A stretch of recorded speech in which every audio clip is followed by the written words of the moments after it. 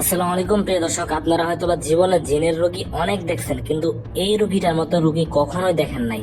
দেখুন, ওর শরীরটাকে জিনেরা এমন ভাবে কাটছে, মূলত আজকে এখন এখন আমাদের সামনে কেটে ফেলছে। কেন? কারণ কেন আমাদের কাছে আসলো, মানে কবিরাজের কাছে গেল কেন, এই জন্যই ওর শরীরটা আবারও কেটে ফেলছে। ওনারা নাকি এর আগে প্রায় 150টা কবিরাজ দেখাইছে সারা বাংলাদেশ। যে কবিরাজের কাছে একবার যায়, ওই কবিরাজ নাকি এদেরকে আর কখনো ওদের ফোন রিসিভ করে না। কেন? ওদের মুখ থেকে এই বিষয়টা আমরা জানতে পারছি যে ওনারা নাকি যে কবিরাজের কাছে যায়, ওই কবিরাজের বিভিন্ন ক্ষতি হয়ে যায়। তো এরপরে এরা কি কবিরাজরা ওদের সাথে আর যোগাযোগ করে না, কিন্তু অবশেষে এরা আমাদের ঠিকানায় চলে আসছে, আমাদের সাথে যোগাযোগ করে আমাদের এখানে আসছে। তো আজকে এর ট্রিটমেন্ট আমরা নেব এবং গ্যারান্টি সহকারে এর চিকিৎসা করবো ইনশাল্লাহ। আপনারা সম্পূর্ণ ভিডিওটি ধৈর্য সহকারে দেখতে থাকুন। এখন আপনাদেরকে আরেকটা বিষয় বলে রাখি, কেন একে জিনেরা কাটে। আজ থেকে প্রায় 2 বছর আগে নাকি এই ছেলেটা রাতের বেলা, রাতের 1টা কিংবা 2টা হবে, এমন সময় একটা করই গাছের নিচ দিয়ে হেঁটে যাচ্ছিল। এমন সময় পিছন দিক থেকে ওরে কেউ একজন ডাক দিছে, কিন্তু যখন সে পিছন দিকে তাকাইছে তখন সে আর কাউকে দেখতে পায়নি। ওই ঘটনা এখানেই শেষ হয়ে গেল। এরপর সে তার ঘরে গিয়ে যখন ঘুমায়, আনুমানিক প্রায় 1 ঘন্টা যখন ঘুম হয়েছে, এরপর নাকি ওর ঘুম ভেঙে যায়। হ্যাঁ, সারা রাত অনেক চেষ্টা করছে ঘুমানোর জন্য, ঘুমাইতে পারে নাই। যাই হোক, ওদিন রাত আর তেমন কোনো সমস্যা হয় নাই। দিনের বেলা ওর শরীরে কিছু অস্থিরতা কাজ করতেছিল, শরীরটা নাকি কেমন খারাপ লাগতেছিল। তো যাই হোক, ওই দিনের বেলা আর কোনো ঘুম হয় নাই।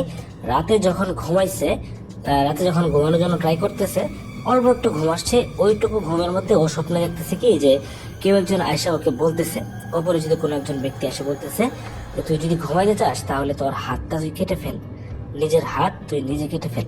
এটা মনে হয় 2-3 দিন হওয়ার পর, আমি শিওর কথাটা মিস্টেক করছি, এটা মনে হয় 2-3 দিন না ঘুমানোর পর এই ঘটনা ঘটছে। কোন একটা ব্যক্তি ওকে এসে বলতেছে যে তোর হাতটা তুই কেটে ফেল, তখন তুই ঘুমাইতে পারবি। তো যেহেতু একটা মানুষ 3 দিন যাবৎ ঘুমাইতেছে না, ওই ঘুমের প্রেসারে ও কি করছে, ওর কথা শুনে নিজের হাতটা সে নিজে কেটে ফেলছে।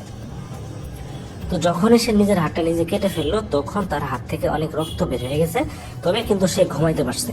সে তৃপ্তি সহকারে 3 দিনের ঘুম একবারে ঘুমাইছে।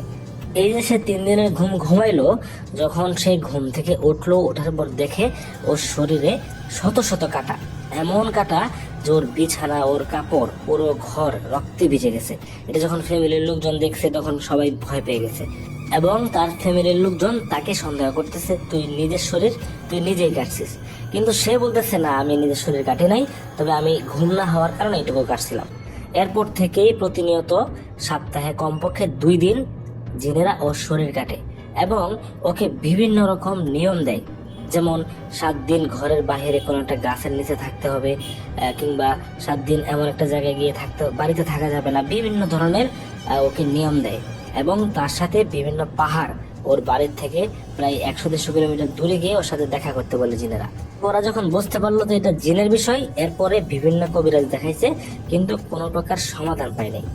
তো অবশেষে আমাদের এখানে আসছে, এখন আমরা তার ট্রিটমেন্ট নেব, দেখবো তার মধ্যে কি সমস্যা। যাই হোক, আপনারা যারা এই ধরনের সমস্যায় ভুগতেছেন, অবশ্যই আমাদের স্ক্রিনে দেওয়া নাম্বারে কল দিয়ে আমাদের সাথে যোগাযোগ করে সরাসরি আমাদের ঠিকানা চলে আসবেন ইনশাআল্লাহ।